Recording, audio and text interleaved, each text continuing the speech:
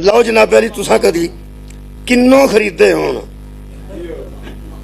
मैं कोई मिशकात शरीफ की गल तो नहीं की, तुहां पढ़ी है कि नहीं। मैं पहना जिस बंदे किन्नों खरीदे ने वो भी खलो के ना ते बंदे रेहड़ी वाले आंदा है आ ध्यान नाल पाई, चंगे चंगे पाई।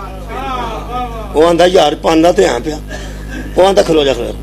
आ जिहड़ा हुण पिया पाना ना, ये जिहड़ा पासा उत्ते कीता ये दूजा पासा भी वहा अभाए ना वहाए ना।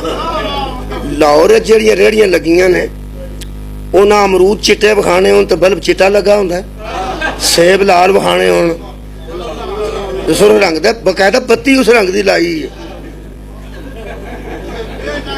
यानी सफेद विखाना है तो सफेद लाइट लगी नाल बैटरी रखी है छोटी छोटी सरे आम उत्ते रोड दे। ते जिथे अनार विखाने नहीं सेब विखाने ने सुर बत्ती सुरख ला छड़ी है। खुदा दी कसम जिवें लाल बत्तियां ला के सेब लाल किते जांदे ने ते चिट्टियां बत्तियां ला के चिट्टे अमरूद किते जांदे ने।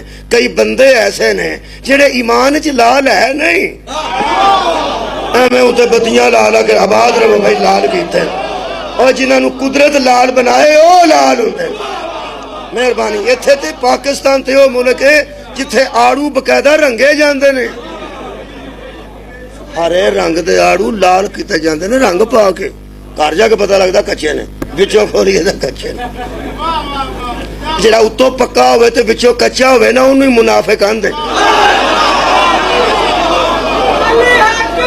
सुभान अल्लाह। मेरा एक दोस्त सी, बहुत शुक्रिया किबला, मेरा एक दोस्त सी अहले सुन्नत, बड़ा दाना बंदा सी, चौधरी सी, बड़ा पंचायत दा बंदा।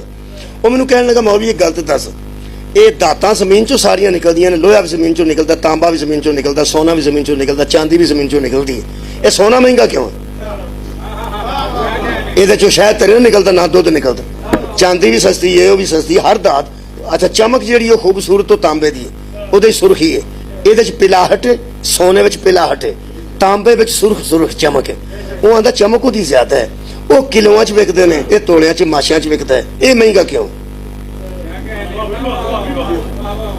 मैं कहा जी मैनू कौन नहीं पता, मेरा ख्याल ना पता हो तो आखना चाहिए नहीं, ताकि अगला दसे अड़ तो नहीं रहना चाहिए। वो कहने लगा तेन मैं दसना, बड़ा अच्छा चौधरी बंदा सी, पंचायत का बंदा। उस आख्या असल गल है मैनू अजे याद आ गया, उन्हें साले स्वाब हो जाएगा, फौत हो गए ना। वो कहने लगा भी ये जिन्नियां दुनिया ते दातां ने ना, इन्हां नूं टक लाइए ना टक, बाहरों रंग होर हुंदा है ते अंदरों होर हुंदा, बाहर रंग होर हुंदा है ते अंदरों होर हुंदा है। वो आंदा सोना माशे तो लैके एडी डली तक जो कट मारीए जिवें बाहरों हुंदा है उवें अंदरों हुंदा है, जिहदा अंदर बाहर इक्को जिहा होवे वो कीमती हो। आबाद रहो जी, आबाद रहो, मौला तुहानूं जज़ाए खैर दे।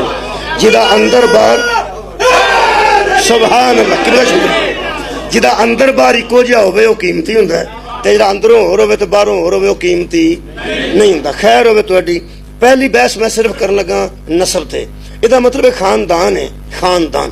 पहला तारुफ खानदान है, पहला तारुफ खानदान है, पहला तारुफ। यार इल्म दी गल भी करने, ईमान दी गल भी करने, तहारत दी गल भी करने, जिहाद दी गल भी